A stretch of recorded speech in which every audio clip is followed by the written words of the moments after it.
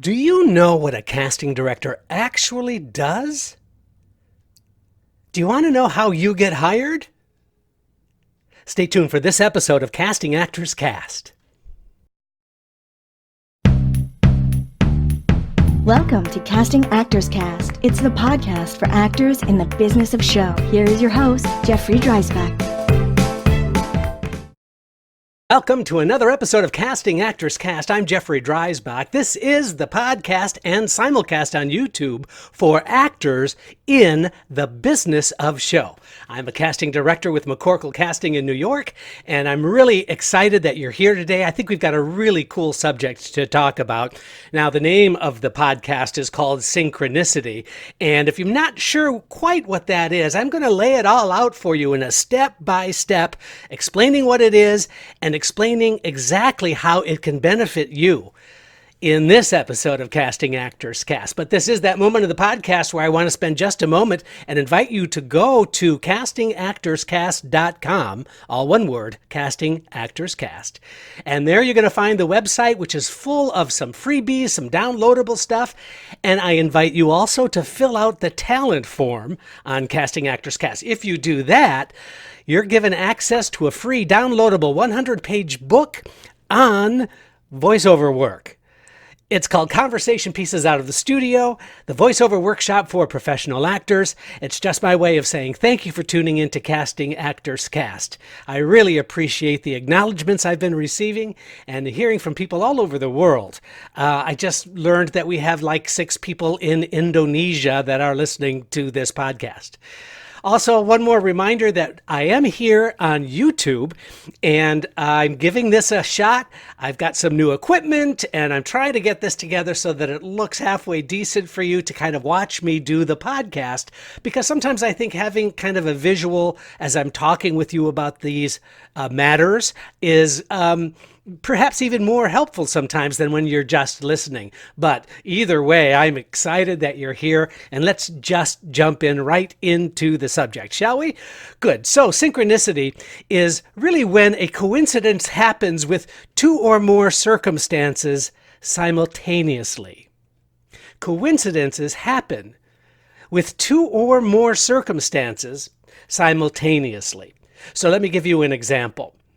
As a casting director, I think I mentioned this in a previous podcast, but what I did was I did an EPA. I do a lot of the EPAs, Equity Principal Auditions at Actors Equity Association.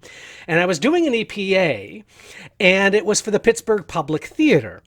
And the EPA requires that if you're casting in New York, then you have to hold these audition sessions, which I was happy to do. I happen to like EPAs a lot. And I also knew that we were kind of hoping that there would be some interesting new talent that would come to the EPA. Unlike, frankly, a lot of other casting directors, they don't necessarily kind of feel the same value of an EPA that I might, only because I'm always interested in new talent. I'm always interested in finding out who are the new up-and-comers, who might be new to the city that I'm not familiar with, that kind of thing. But anyway, that particular season, Pittsburgh Public Theater was doing a production of Peter Schaffer's Equus. And we did not have the Alan Strand character. And Alan was a young guy, and he sort of is the lead. He and the psychiatrist, if you don't know Equus, it's a fantastic play. I recommend it highly. And we really didn't have anybody. But we had the EPA. I held on to all those pictures and resumes from that EPA, as I often do. And then we brought in a bunch of actors to audition for the director. And it turns out that the director wasn't that thrilled with who we had brought in. He had very specific requirements. And I'm going to be talking about this a little bit more in depth in just a moment. And so we were, as casting directors, we were kind of at a loss until I said, you know what? I remember this guy's audition at the EPA, and I'd like to bring him in. So we brought him in. We put him on tape.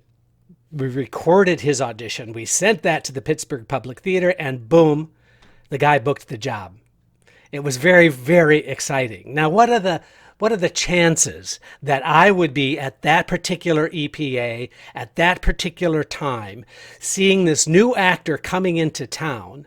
And to take it one step further, we were so thrilled at the work that this actor had done for the audition that we also called an agent and said, there's this new kid in town, and we think that you should kind of take a look at him because he's really kind of special.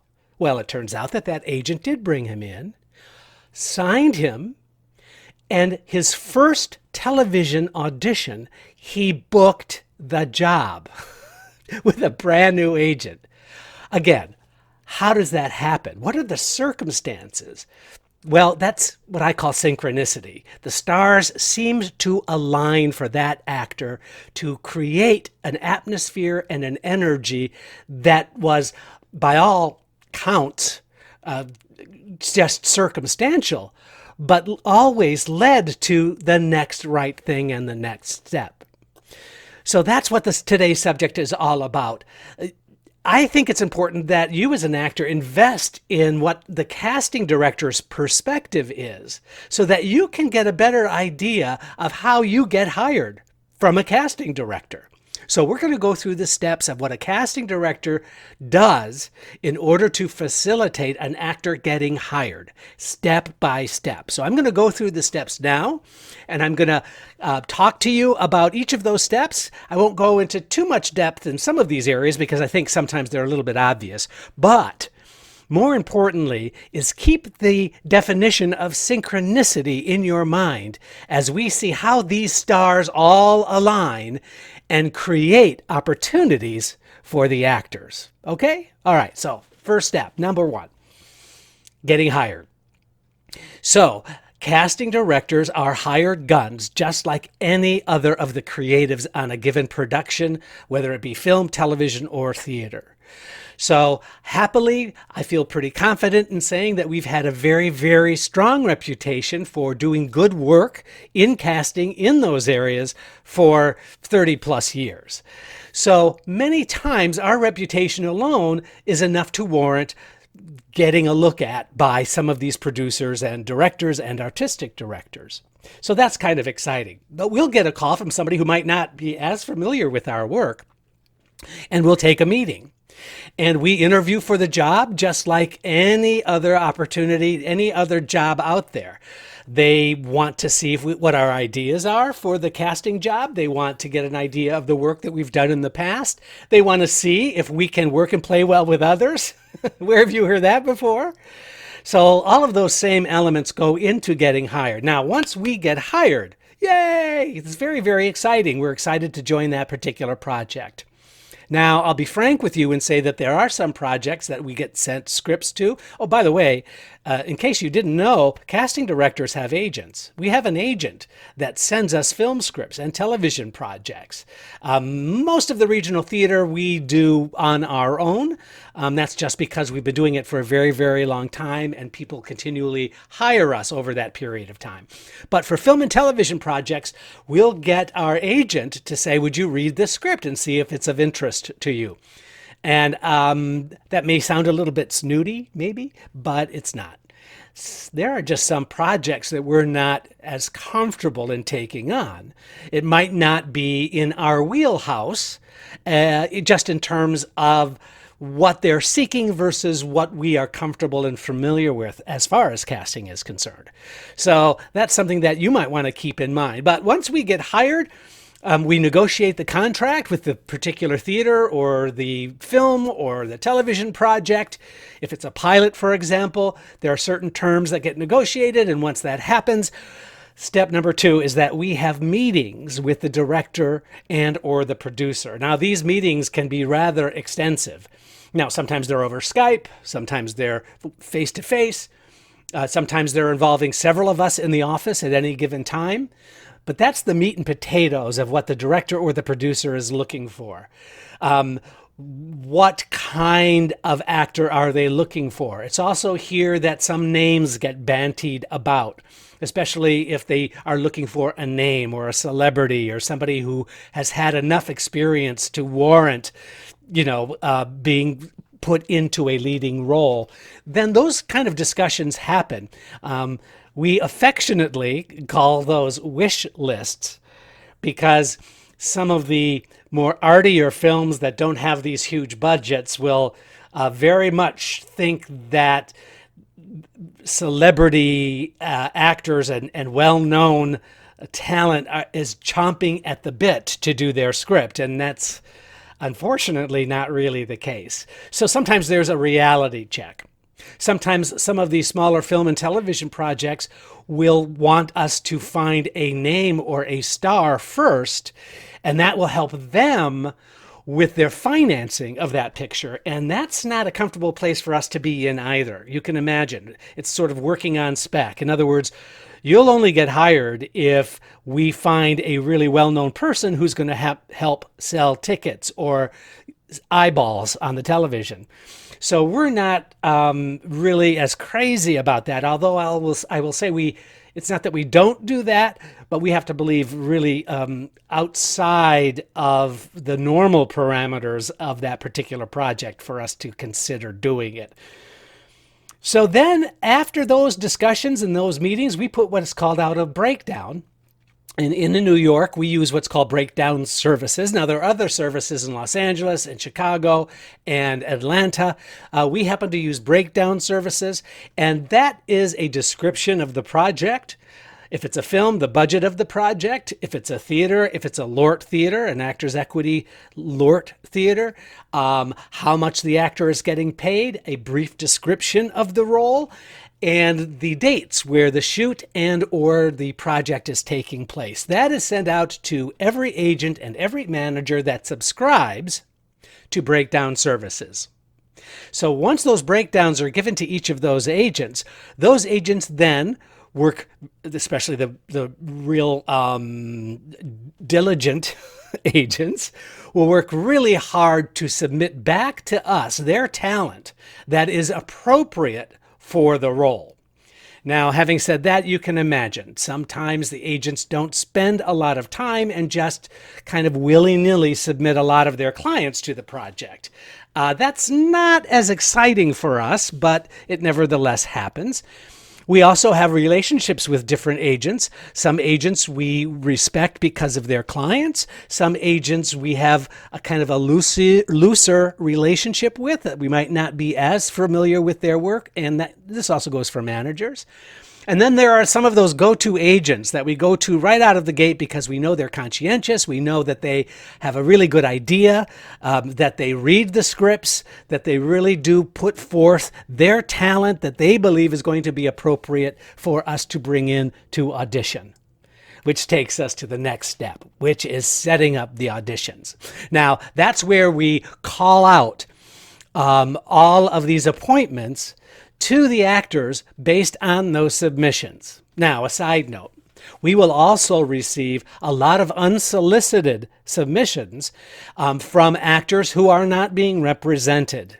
And that's a good thing. That's a normal thing. So even if you don't have an agent, that doesn't mean you're out of the running. That means that you have to, for example, for us, you have to go to our website, mccorklecasting.com, and there's a place where you can submit your project. And as long as you're specific in your submission, like, for example, if you're going to do a digital video audition, then by all means, make sure that you have the scenes that we're using, the sides that we're using, and that's information also, by the way, that's given out at breakdown. I kind of skipped that part, sorry. So you are able to submit to us directly as well, and we do go through those submissions.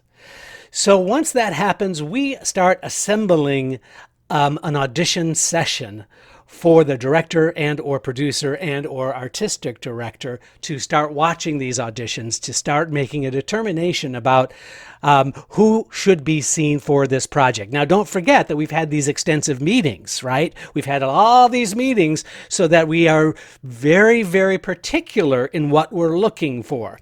For example, a director might be rather insistent that we're looking for a person of color. Well, that's absolutely appropriate. That might be really great and needed for the script. That being the case, that's what we're going to do. They might be open to all kinds of ideas and suggestions that they don't necessarily have their heart set on any kind of specific actor for that particular role. Then that gives us a little more license to be creative. You see, it's all about the creative process. So now those auditions are set up. We call the agents, managers, and the actors directly to set up those auditions. The actor is either available or they're not interested in the particular project because they've looked at the script and they said, I know I was submitted, but I've read the material and I'm not responding well to the material. That's fine. That leaves another slot open. So actors that do their work by reading the script, by finding out if this is a role that is of interest to them, they're helping us narrow the field and make appointments to those actors who A, are available, B, are interested. So then the big day of the auditions happen. We can see from 30 to 50 actors in a given day. That varies depending upon the director's request. Sometimes if we're doing a feature film, the audition itself might be like for a day player kind of role, then there'll be many, many more actors seen for that. If it's a larger role, then clearly, obviously, it makes sense that there's a little more time allotted to those actors for doing those larger roles. We videotape those auditions. If it's a theater audition, the artistic director is there, maybe even the director is there, and they watch the talent, they watch the auditions. The auditions may take place over a 1 to 5 day period of time, depending upon what we're seeking and our specific requirements for that particular role. Whew, I'm going fast, right? I've had more coffee than God ever intended, so I'm going to keep on going. But we confirm those appointments, the auditions happen. The next step is the director, producer, artistic director then decide on who they're going to bring back. It's the callback. Now, the interesting thing about callbacks is that it's our responsibility to contact that agent, that manager, or that actor directly and tell them, congratulations, we'd like to see you again for a callback. But we are also responsible for giving the actor appropriate notes that the director might want to see for the callback audition. Make sense?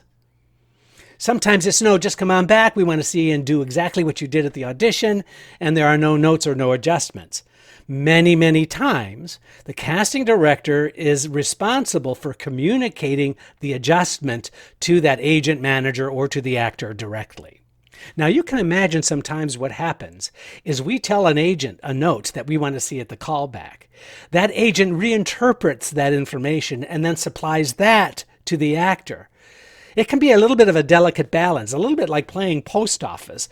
Because if the agent isn't really clear or the casting director isn't really clear about the adjustment, then there's a good chance that the actor is going to come in prepared with something that's not going to be appropriate to what was requested. And so how do you get over that? Well, you make sure when you come back to the callback, you mentioned that you were given this note from your agent, and do you have it correct? Do you have it correctly that this is the note that you want the agent gave you that you want to see? That's always a good thing. It's always a fair thing. So now the callbacks happen. Usually the callbacks, of course, are in a shorter period of time. They happen in an afternoon, again, depending upon the size of the cast that we're looking for. Now, in the case of a movie, sometimes it's an ongoing audition because maybe in the case of doing Die Hard 3, for example, the film was shooting as we were continuing to cast. John McTiernan was writing during the shooting of Die Hard 3. So suddenly we would get a call at 7 o'clock at night saying we've added another character and they need to be on the set tomorrow morning at 6 a.m. Crazy. But film and television, sometimes it's an ongoing process. It doesn't happen in one concentrated time period like it does for theater. Now the decision time happens. Who are the favorite candidates that fulfill the vision of the producer or the director or the artistic director? And so those actors are put down on the floor, literally their pictures go down on the floor, and then the producer, director, casting director, everybody's sort of standing on the floor and putting all of these players together. Now the director's fulfilling their vision. They have an idea about what they're looking for. But now in a callback situation, they're seeing how these two actors might work together. What's the chemistry like?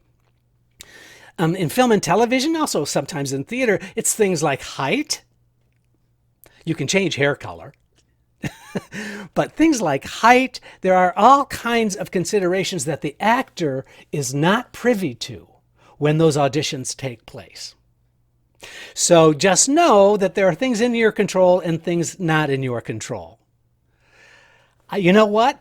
I realize I'm looking at the clock on the wall, and I'm going to pick this up in our next episode. We're going to call it Synchronicity 2. So please tune in for that. I'm Jeffrey Dreisbach. Thanks for listening to this episode of Casting Actors Cast, and please come on back to listen to the wrap-up of Synchronicity. You're going to want to hear this. Thanks a lot.